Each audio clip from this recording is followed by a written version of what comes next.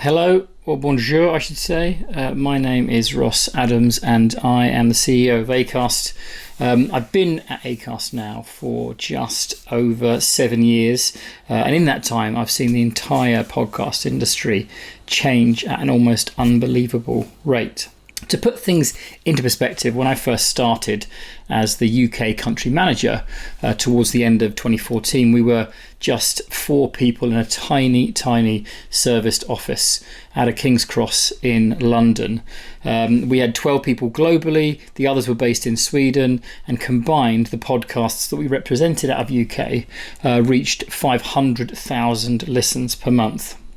Fast forward to today, and Acast has got more than 400 employees in 12 markets around the world, which include the likes of UK, US, Mexico, Canada, Australia, Germany, the Nordics, and of course here in France. We have over 35,000 podcasts on our platform, and they get around 300 million listens every single month. Open podcasting is the bedrock of which the entire industry was built.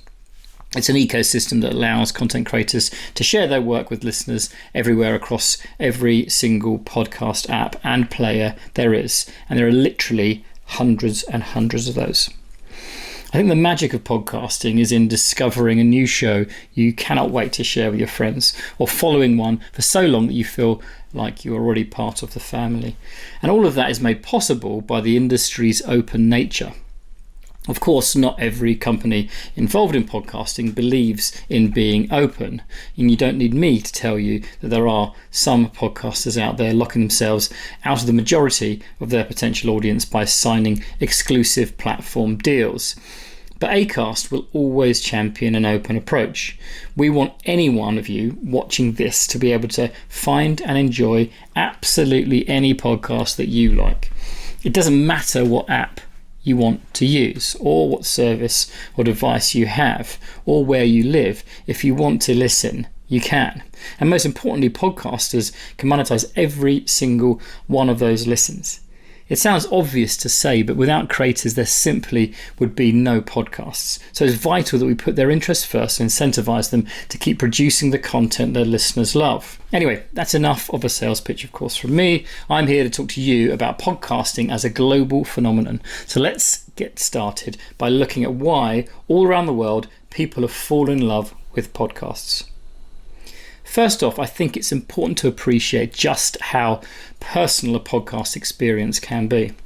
The vast majority of listeners enjoy their favourite podcasts using their headphones, and it tends to be the only thing they're focusing on. So the host is right in the ears and has their full attention. And that relationship is also something brands are eager to be part of.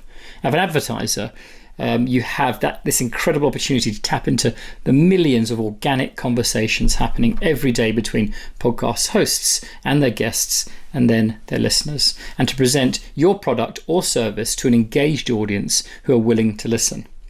It's vital to respect the environment, however, and to be mindful of the space you're working in. This is not commercial radio where you're competing with 5 different advertisers during every single ad break, if not more. You're the sole focus of the listener's attention, and you might be popping up right in the middle of an engrossing conversation. This year, we've seen even more podcasts launch from some of the most recognizable names across the wide range of industries all around the world. And as I've already mentioned, the number of people listening is even higher than ever. What that also means is that some of the biggest companies around the world have taken notice of podcasting's potential. Just look at the recent acquisitions from the likes of Amazon and Spotify, who clearly see that podcasting is the place to be. And I think all of these moves suggest we're only just seeing the start of what podcasting has to offer. One thing the industry did struggle with for some time, however, was measurement. How could we attract the biggest advertisers and get money and momentum into podcasting if we couldn't really prove to them how many people were actually listening? Thankfully, that's a thing of the past. In the UK and the US, the IAB has strict guidance on what constitutes a listen, so advertisers know exactly how popular the shows they want to run on campaigns are, and they can trust those figures as they've been verified by an independent body. Here in France, the ACPM is doing something similar. It's the first organisation implementing certification and offering transparency of podcast audiences, which will help the entire market here to evolve and mature. This maturity, which is happening in markets everywhere, is giving podcasting the launchpad it needs to take off on a global scale. There's plenty of fantastic French language content out there, like Les Coulisses sur la table and Code Source.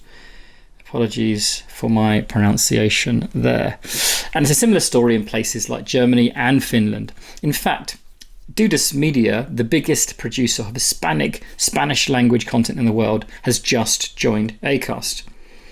We've even launched a new international team because we see so many new opportunities arising all over the world. The aim here is to help markets grow and to help offices in these locations once we're confident the demand is there. If podcasting is going to continue to grow globally and become successful in new markets, it's important to have local people with an in-depth understanding of each region. But that doesn't mean each country should have its own niche content, because podcasts travel across borders. For our US podcast, for example, 22% of all listens come from outside the country. On average, our top 100 US shows have listeners in 150 different countries, and 7% of their total listens come from countries where English isn't even the primary language. There are also huge opportunities in markets like Asia, where we anticipated podcast penetration to grow and will outpace that of the rest of the world over the next 5 years. If podcasting is to continue to grow at the current pace, and if podcasters and advertisers want to reach the whole world, everyone needs to embrace the open ecosystem. Thank you for taking the time to listen to me today, and I do hope that I have provided some insights on how and why the world is talking about podcasts. But if you just take one thing away from this session, let it be that podcasting is very much a global phenomenon, and it's here to stay. Onwards and upwards. Thank you. Au revoir.